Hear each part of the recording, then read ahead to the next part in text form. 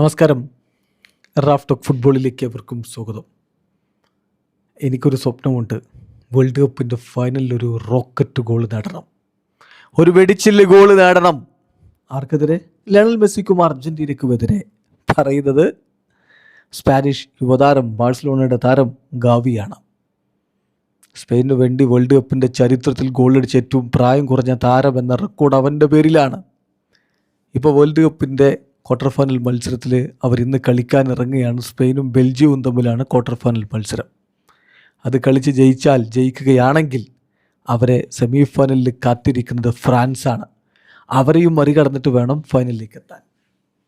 മറുഭാഗത്തൂടെ Argentina ഫൈനലിലേക്ക് എത്തുമോ എന്നുള്ളതും കണ്ടറിയണം. അർജൻറ്റീന അടുത്ത കളി സ്വിറ്റ്സർലൻഡിനെതിരെ ജയിച്ച സെമിയിലാണ്.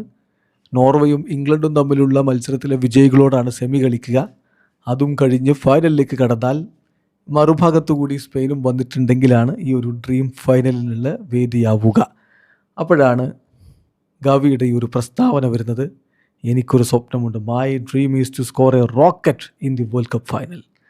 അപ്പം എഗെയിൻസ്റ്റ് ഹൂ എന്ന് ചോദിക്കുമ്പോൾ പറയുന്ന മറുപടി ലിയോ മെസ്സി ആൻഡ് അർജൻറ്റീന. നടക്കുമ്പോൾ നമുക്ക് കാത്തിരിക്കാം. ഏതായാലും അർജൻറ്റീനയെ ഫൈനലിൽ കിട്ടണം.